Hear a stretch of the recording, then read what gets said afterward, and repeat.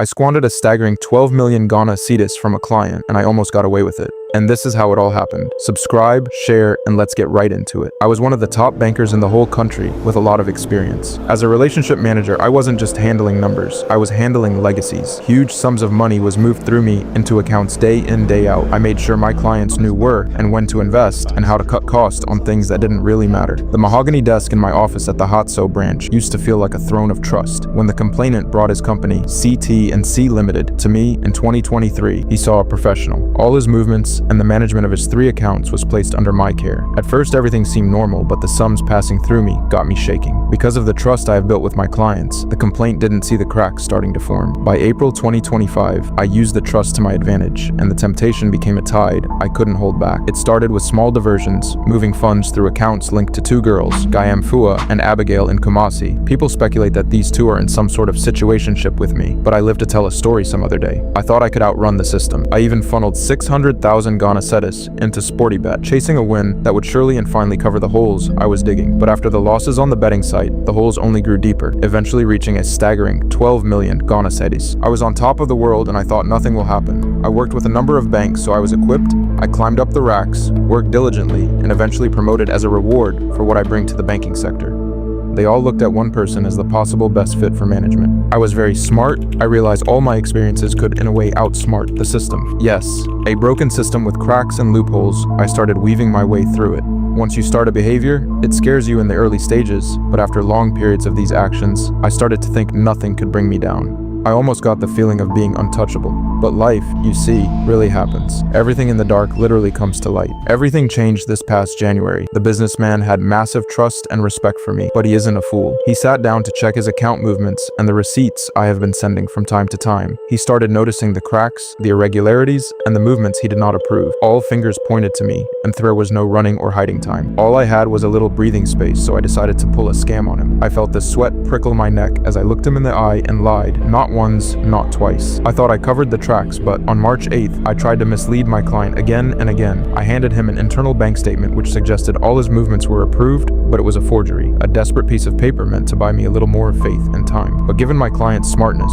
he uncovered it right away. My plan failed woefully. It didn't work. My client knew right away something was up. The document was flagged. A forgery. The walls finally closed in. I confessed. I tried to make it right, or at least right enough to stay out of a cell. I scraped together 94,000 in cash, and 4 days after the incident, I handed over another 1 million. I hoped the partial repayment will give me just a little breathe to escape, but I was so wrong. This man was not ready to let me go. Days passed. Weeks went by.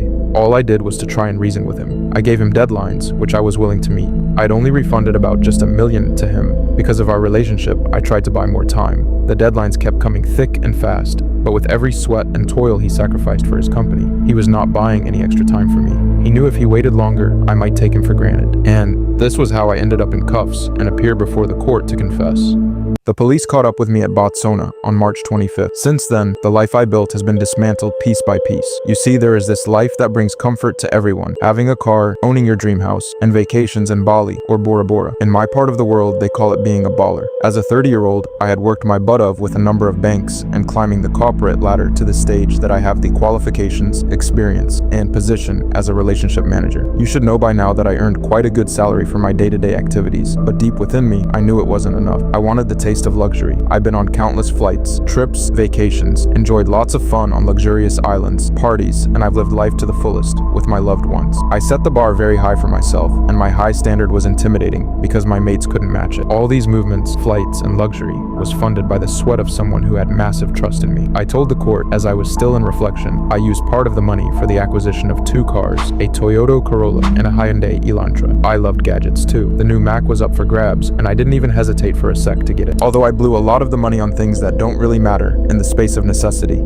I still opened 2 business, which is up and running. These business was my exit plan, but something bigger was looming. These were a part of the proceeds of my crimes. Valuation began as I presented these assets to the court, the valuation unit, and the court revealed that these assessed didn't amount to even a quarter of the money I squandered. So some will ask, where did the chunk of the money go to? Some will say what actually amounts to the 12 million I stole. One funny thing is, is, I wonder at times where the money really went. They say money has wings, and indeed it does. I seem to still find it strange how all these happened. Investigators seized my Toyota, the Hyundai, my apartment also gone, and they later took my gadgets. They pulled a lot of info from my phone, they scanned through my Mac just to get a hold of my day-to-day transactions. They searched thoroughly, dating back to almost a year. Interestingly, in my possession was an extra $400,000 in cash, just sitting idle on my phone. At this point, I had to spill the rest of the tea I've been holding inside. There was this photograph on my phone, more like a paper trail, and this held info on a bank account under the name of Adafia Seizure Shadrach. This account had a staggering 7.5 million, which was moved through bank transfers. A lot of people say all the named are my accomplice. People just talk and talk, they say is cheap. You are allowed to give opinions, but this act are things I did and constructed alone, all my doing, at least for the time being. The world was quiet back then, and my world was even smaller. I lived by a simple code that didn't require a heavy wallet. I used to care about only making ends meet. I only cared about what to eat,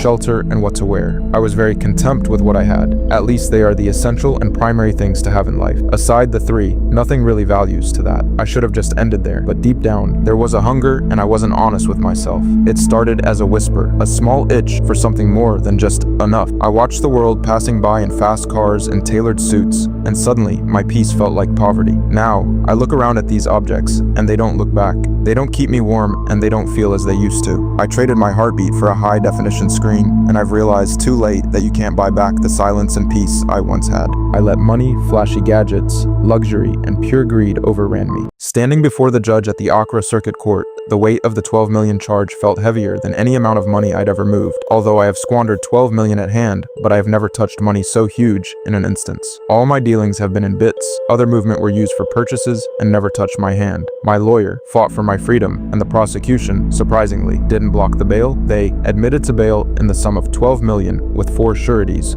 3 to be justified. The words echoed in the courtroom. I pleaded not guilty, a formal shield against the storm. As I stand in the court box, I stare against a wall, not in shock, but in reflection of the things that have occurred and how my faith will turn out in the future. I stand to ask, will I rot in a cell if I am not able to provide this bail? Who am I really trying to impress? Why have I fumbled such a huge amount? What kind of pressures made me do this? Why am I even in this ordeal? Now I wait for May 26th, the date of the case management conference. I tend to advise every young man to work and spend within their means. Not all that glitters is gold. We live in an era where the eyes are fed before the stomach, and the image of success has become more important than the soul of the person. All the fast cars, fast life, luxurious lifestyles, and travels on these socials are not of real, hardworking backgrounds. Some might be a fake, just a cheap scam, or just a young guy, ripping off people and spending the hard and tedious work of others. But remember, a house built on sand cannot withstand the tide, and money gained through tears will eventually bring its own sorrow. It is better to have a small room filled with peace than a palace filled with the ghosts of the people you cheated. Build something that allows you to sleep soundly at night, knowing your hands are clean and your wealth is honest. While the police hunt for my alleged accomplices and dig through more bank records, I am a man in fire caught between the life I stole and the reality I now have to face all alone. If you found this deep dive into the bank scandal intriguing, make sure to hit that like button. It really helps the channel reach more people. Don't forget to subscribe and tap the notification bell so you're the first to know when the next update drops. This case is far from over, and we'll be following every twist and turn leading up to the May hearing.